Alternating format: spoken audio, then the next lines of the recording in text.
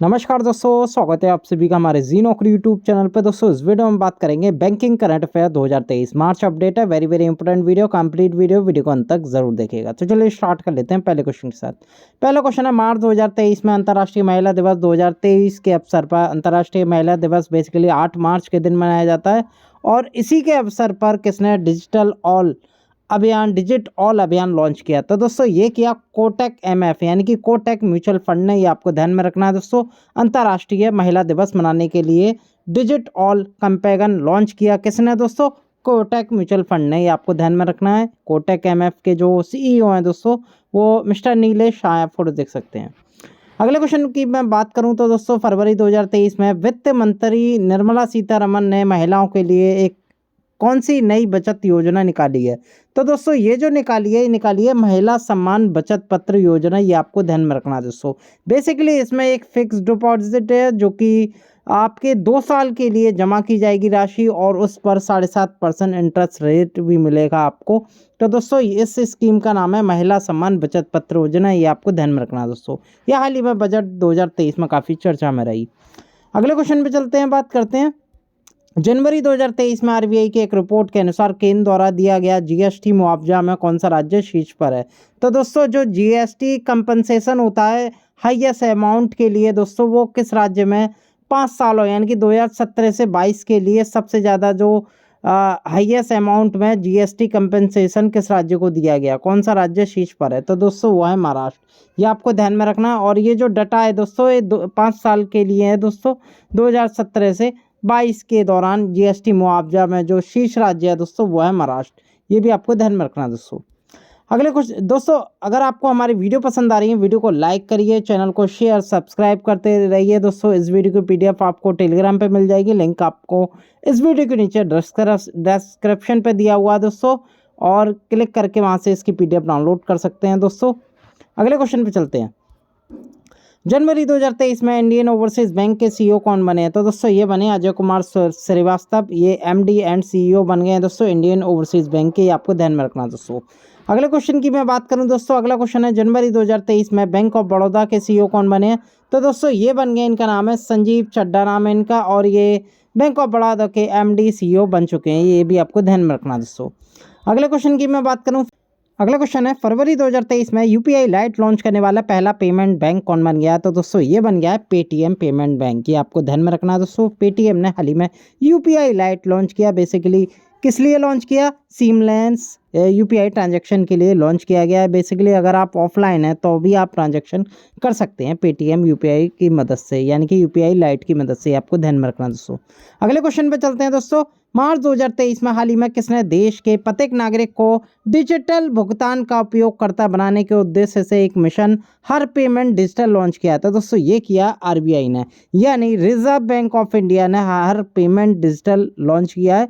एक तरह का मिशन है दोस्तों जिसमें देश के प्रत्येक नागरिक को डिजिटल भुगतान का उपयोगकर्ता बनाने के उद्देश्य से बेसिकली आरबीआई ने ये हर पेमेंट डिजिटल लॉन्च किया है। ये आपको ध्यान में रखना दोस्तों। अगले क्वेश्चन पे चलते हैं। मार्च 2023 में हाल ही में किसने अपने पॉलिसी धारकों के लिए निश्चय आयुष प्लान लॉन्च किया है? तो दोस्तों निश्चय आयुष प्लान जो लॉन्च किया वो किया एबीएसएलआई ने, यानी कि आदित्य बिरला सन लाइफ इंश्योरेंस ने। ये आपको ध्यान में रखना है, जो कि एबीएसएलआई की फुल फॉर्म है। ए से आदित्य, बी से बिरला, एस से सन, एल से लाइफ और आई से इंश्योरेंस ने हाल ही में एबीएसएलआई निश्चित आयुष प्लान लॉन्च किया है। बेसिकली क्यों लॉन्च किया? पॉलिसी धारकों को वित्तीय सुरक्षा प्रदान करने के लिए। ये भी आपको ध्यान में रखना है। डी ऑप्शन करेक्ट है। अगले क्वेश्चन पे चलते हैं दोस्तों। मार्च 2023 में हाल ही में आईआरसीटीसी ने किस बैंक के साथ मिलकर को branded travel credit card launch किया है? तो दोस्तों को ब्रांडेड जो ट्रैवल क्रेडिट कार्ड है बेसिकली आईआरसीटी और एचडीएफसी बैंक, यानी कि आईआरसीटीसी ने एचडीएफसी बैंक के साथ करार किया है को branded travel credit card launch करने के लिए। आपको ध्यान में रखना दोस्तों। बेसिकली क्यों लॉन्च किया है? क्योंकि ट्रेन टिकटों की बुकिंग पर विशेष लाभ के लिए, यानी कि जो ऑफर आते हैं उन पर विशेष लाभ के लिए दोस्तों एचडीएफसी के साथ सीटीसी ने करार किया है। अगले क्वेश्चन पे चलते हैं दोस्तों।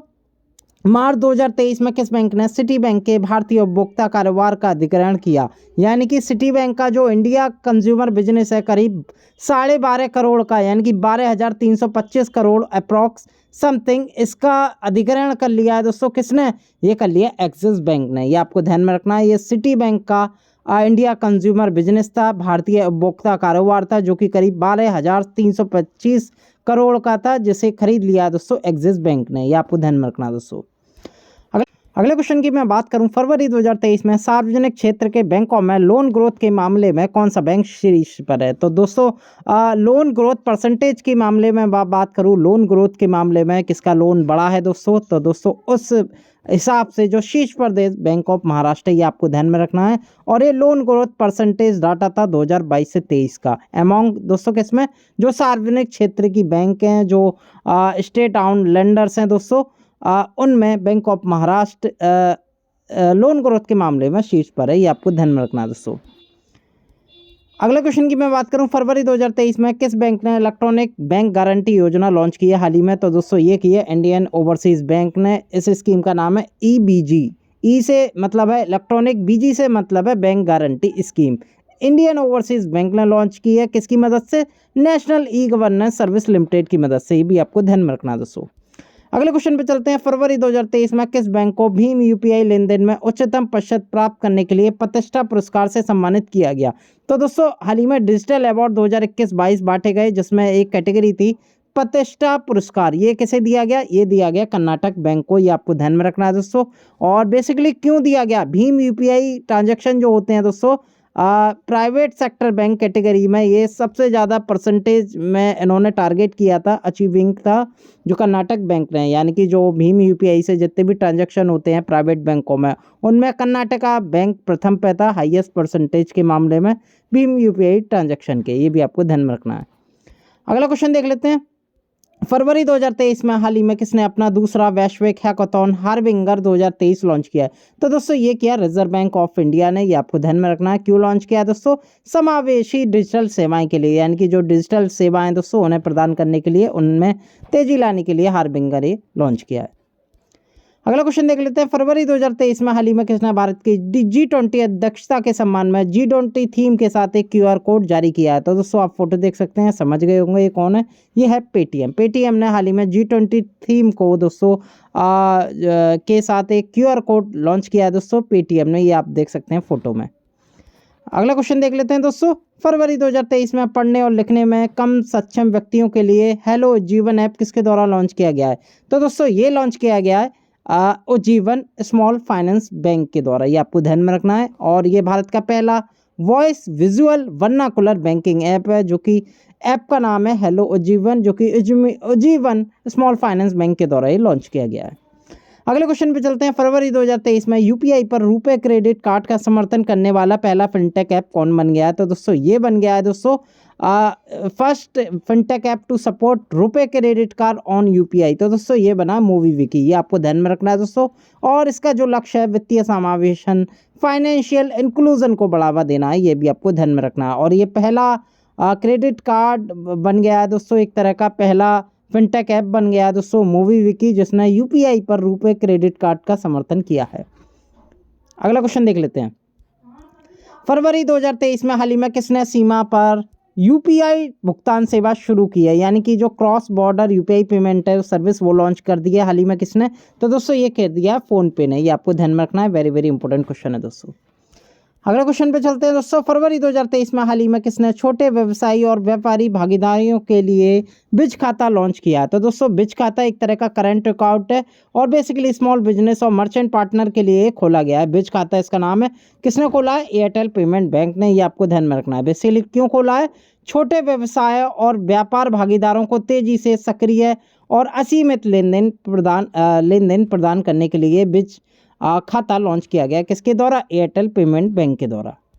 अगला क्वेश्चन देख लेते हैं, फरवरी 2023 में हाल ही में किसने credit card offering platform swipe up launch किया है? तो दोस्तों एक तरह का क्रेडिट कार्ड ऑफरिंग प्लेटफॉर्म है जिसका नाम है स्वाइप अप। और हाल ही में ये किसने लॉन्च किया है? AU स्मॉल फाइनेंस बैंक के द्वारा। ये भी आपको ध्यान में रखना है। ये एक प्लेटफॉर्म है जिसका नाम रखा गया है स्वाइप अप। ये आपको ध्यान में रखना है। AU स्मॉल फाइनेंस बैंक के द्वारा ये हाल ही में रिलीज किया गया है। जनवरी 2023 में वर्ष 2022 के लिए सर्वश्रेष्ठ बैंकों के सर्वेक्षण में सर्वश्रेष्ठ लघु बैंक का पुरस्कार किसने जीत लिया है? तो दोस्तों ये जीत लिया है तमिलनाडु मर्केंटाइल बैंक लिमिटेड, या टैब इसे हम कहते हैं, इसकी फुल फॉर्म है तमिलनाडु मर्केंटाइल बैंक लिमिटेड। ये आपको ध्यान में रखना है दोस्तों। और हाल ही में इसने दोस्तों बैंक जो बेस्ट बैंक सर्वे है वर्ष 2022 के डाटा पर दोस्तों, उसमें बेस्ट स्मॉल बैंक अवार्ड जीत लिया है किसने? तमिलनाडु मर्केंटाइल बैंक लिमिटेड के द्वारा। ये आपको ध्यान में रखना है। अगले क्वेश्चन पे चलते हैं। हाल ही में केनरा बैंक के नए एमडी सीईओ के रूप में किसे नियुक्त किया गया है? तो दोस्तों ये किया गया के सत्यनारायण राजू को। ये आपको ध्यान में रखना है। और ये केनरा बैंक के एमडी सीईओ बन गए हैं के सत्यनारायण राजू। ये भी आपको ध्यान में रखना दोस्तों।